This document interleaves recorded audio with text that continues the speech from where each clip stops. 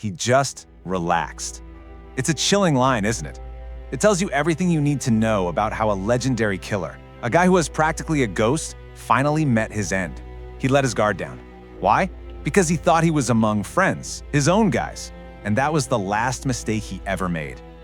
So today we are diving deep into the story of the Orekhovskaya gang. And this wasn't just some street crew. We're talking about one of the most feared, most powerful criminal empires to crawl out of the chaos of post-Soviet Russia.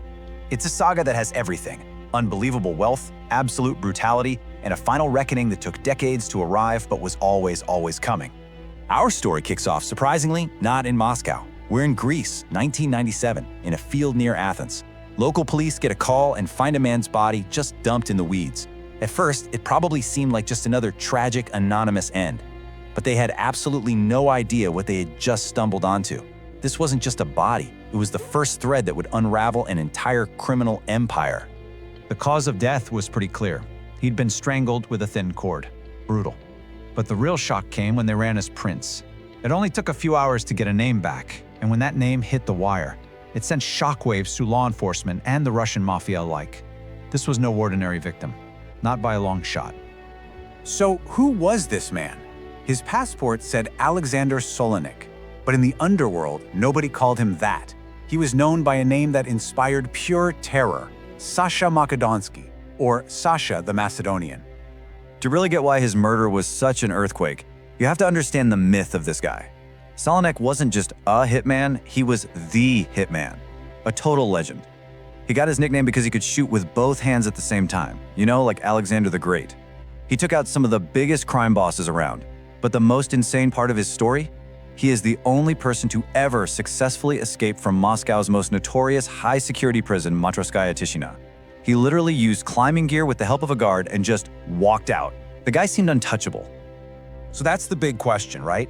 If a man like Solonik, a ghost, could be taken down, who in the world could have done it?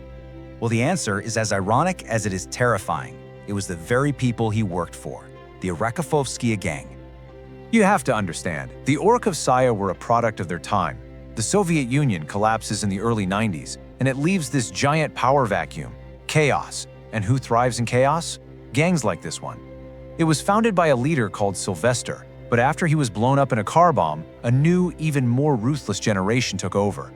You had the pile of brothers, a guy named Sergei Bucharin, and eventually the most sadistic of them all, Dmitry Belkin. Each time the leadership changed hands, it was a bloodbath. So why would anyone sign up for this life? Well, it's pretty simple. Look at this number: $200,000. In the mid-90s, when the Russian economy was in total freefall and a doctor might make a few dollars a month, that's what a low-level gang member could make.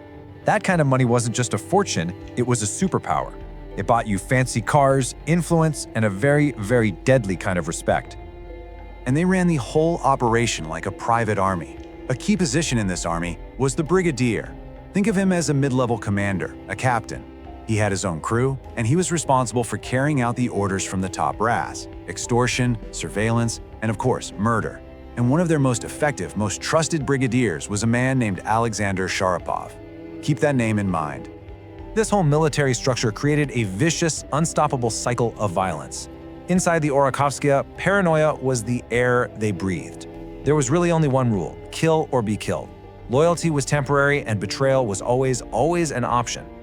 And that brings us right back to Solonik. Their greatest weapon suddenly became their biggest liability. While he was hiding out in Greece, he started complaining that he wasn't being paid enough. But the leadership didn't hear a complaint. They heard a threat. They got paranoid, suspecting he might be talking to other gangs. And in their world, you don't wait around to find out if a rumor is true. You just eliminate the risk. The hit itself was brutally simple. Solonik gets invited to a villa by his own guys, many trusts, including the brigadier, Sharapov. He shows up, he relaxes. They're all sitting around a table, and then, bam! One man tackles him to the floor. Sharapov helps hold him down, while another wraps a cord around his neck. And just like that, the legendary Sasha the Macedonian was dead, murdered by his so-called brothers. But the horror didn't stop there. The gang's capacity for cruelty was just bottomless. Solonik's girlfriend, a 22-year-old model named Svetlana Kotova, was at the villa with him. She saw the whole thing. She was a witness, and this chilling quote here from another of their killers, Sasha the Soldier, tells you exactly what they did to witnesses. Her dismembered body was found months later, stuffed in a suitcase. And the gang just got bolder and bolder. They graduated from killing rival criminals to targeting the state itself. An investigator named Yuri Kiris started getting too close, so they had him assassinated. Years later, when a lawyer named Tatiana Akimtseva actually managed to successfully prosecute some of them, they had her shot dead in the street. Their message couldn't have been clearer. We are above the law. But here's the thing about an empire built on paranoia. It's designed to self-destruct. The very brutality that made them so powerful was also planting the seeds of their own destruction. The pressure started to create cracks in the foundation, and pretty soon, killers like Sharapov had to run for their lives. And the beginning of the end came from the most unlikely place imaginable, a killer's conscience. One of their own hitmen, a guy named Vladimir Gribkov, nicknamed Bulichnik, was just haunted by what he'd done. They actually called him the sentimental killer because, unlike his colleagues, the killing was visibly taking a huge psychological toll on him.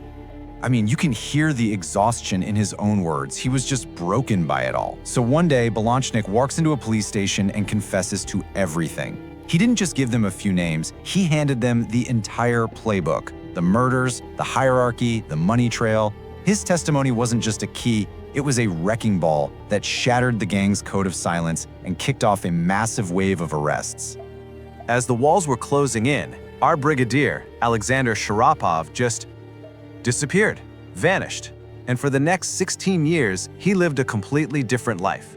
It's almost unbelievable. The ruthless killer, obsessed with power and money, became a quiet, devoutly religious family man, hiding out in a tiny village, raising 5 children, and going to church every Sunday. This transformation was so complete that his own wife, who he met while on the run, had no idea who he really was. To her, he was this deeply spiritual man who actually brought her to faith. Just think about that. The man she looked up to as her spiritual guide was one of Russia's most wanted fugitives. But a past like that never really stays buried. You can run, you can change your name, you can even change who you are, but the bill always comes due.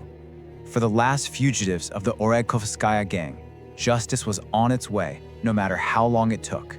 For over 15 years, Sharapov was a perfect ghost. He lived completely off the grid. No phone, no internet, nothing. But after all that time, he made one tiny mistake.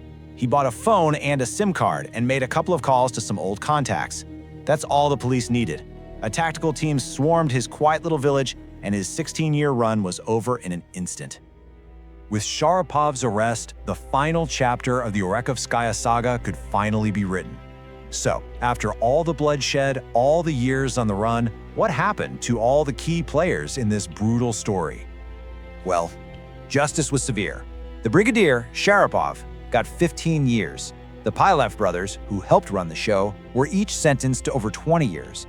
And the 2 men at the very top, the masterminds, Sergei Asha Butorin and Dmitry Belkin, they were both sentenced to life in prison. The entire command structure was dismantled and locked away for good.